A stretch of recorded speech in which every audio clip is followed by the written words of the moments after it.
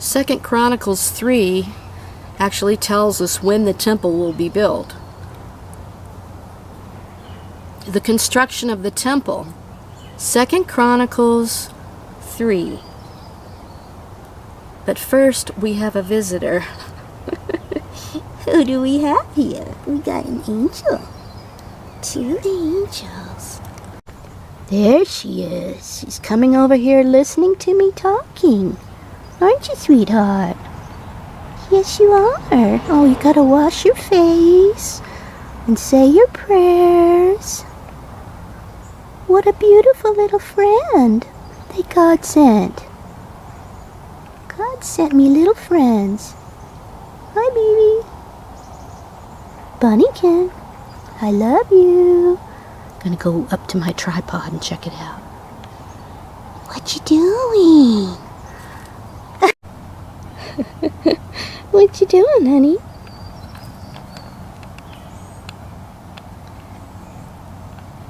We have a second guest over here to the right. In 2 Chronicles 3, it's titled The Construction of the Temple, and we can read when the temple will be built. Solomon began to build the house of the Lord in Jerusalem on Mount Moriah, where the Lord had appeared to his father David, at the place that David had prepared on the threshing floor of Araunah the Jebusite. And he began to build on the 2nd day in the 2nd month of the 4th year of his reign.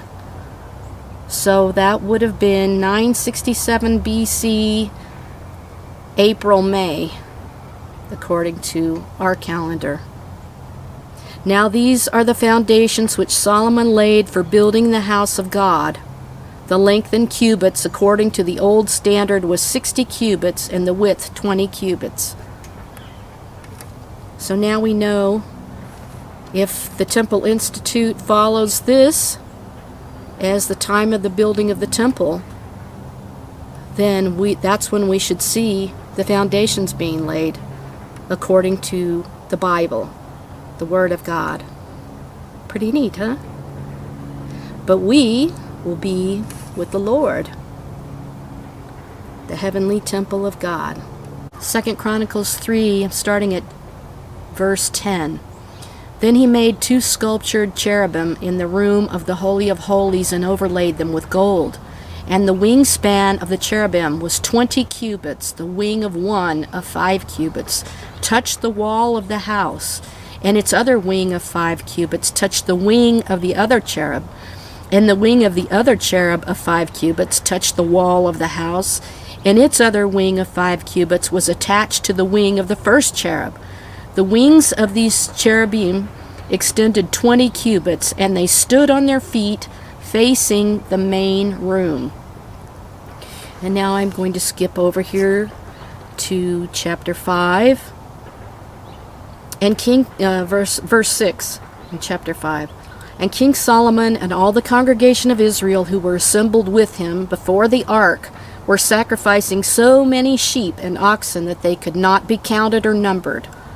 Then the priests brought the ark of the covenant of the Lord to its place into the inner sanctuary of the house, to the Holy of Holies, under the wings of the cherubim, the ones that I just read about.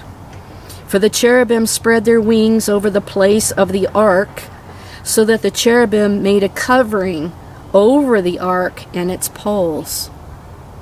And the poles were so long that the ends of the poles of the ark could be seen in front of the inner sanctuary, but they could not be seen outside, and they are there to this day. There was nothing in the ark except the 2 tablets which Moses put there at Horeb, where the Lord made a covenant with the sons of Israel when they came out of Egypt. And verse 14 says, so that the priests could not stand to minister because of the cloud, for the glory of the Lord filled the house of God. Then Solomon gave his famous prayer in verse 6, or chapter 6, I mean. Then if we go to chapter 7, it's interesting that it talks about, in verse 8, of chapter 7. So Solomon observed the feast at that time for 7 days, and all Israel with him, a very great assembly, who came from the entrance of Hamath to the brook of Egypt. And on the 8th day they held a solemn assembly for the dedication of the altar. They observed 7 days and the 7 feast days. Then on the 23rd day of the 7th month he sent the people to their tents rejoicing and happy of heart, because of the goodness that the Lord had shown to David and to Solomon and to his people Israel. Thus Solomon finished the house of the Lord and the king's palace, and successfully completed all that he had planned on doing in the house of the Lord and in his palace. And I wrote in here that that was September, October, which is Tabernacles, when that happened, when they were dancing and being joyful. Then the Lord appeared to Solomon at night and said to him, I have heard your prayer, and have chosen this place for myself as a house of sacrifice. If I shut up the heavens so there is no rain, kind of like when Elijah comes, or if I command the locusts to devour the land, some of the plagues during the book of Revelation, or I send pestilence among my people, and my people who are called by my name humble themselves and pray and seek my face, and turn from their wicked ways, then I will hear from heaven, will forgive their sin, and will heal their land. Now my eyes shall be open and my ears attentive to the prayer offered in this place. So God has eyes and ears. He hears. For now I have chosen and consecrated this house, that my name may be there forever, and my eyes and my heart will be there perpetually. Now if I go to 2 Chronicles chapter 8, further down, it says here, on verse 12, Then Solomon offered burnt offerings to the Lord on the altar of the Lord which he had built before the porch, and did so according to the daily rule, offering them up according to the commandment of Moses, for the Sabbaths, the new moons, and the 3 annual feasts, the feast of unleavened bread, the feast of weeks, and the feast of booths. So right there it mentions that they did this during the new moons. This is a little portion of the building of the temple that might surprise everybody. In 2 Chronicles chapter 9, it says, Now the weight of gold which came to Solomon in 1 year was 666 talents of gold, besides that which the traders and merchants brought. And all the kings of Arabia and the governors of the country brought gold and silver to Solomon. And King Solomon made 200 large shields of beaten gold, using 600 shekels of beaten gold on each large shield. And I believe that the gold came from Arabia in the Mount Sinai region for the building of the temple.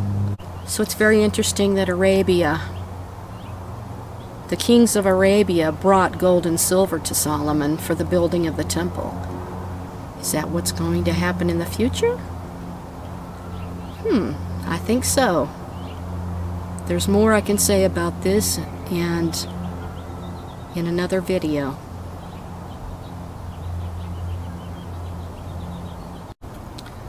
The current Prince of Saudi Arabia, Mohammed bin Salman, is going to build a gigantic city called Neom in the area of Mount Sinai in Arabia. So these are things we need to be watching. The Lord revealed something to me about King Salman and his son, the prince, before he ever got stardom or came into his position of power. So I'd like to share that in another video. So stay tuned and keep watching, and please subscribe. Thank you very much, and have a good day. God bless you. We are right on the threshold of the temple being built again. And those of us that have followed Messiah Yeshua will be safe in his heavenly tabernacle, in the cloud, to meet the Lord in the air. And I'm excited about that.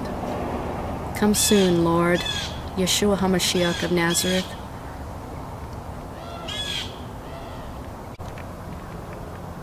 One of God's little children. Sweet little animal. Are you God's precious child? Bunnykins. Where are you going? You just coming to talk to me, huh? I love you, friend. Bunnies. Thanks for listening, bunnies. You like hearing stories about the Lord, don't you?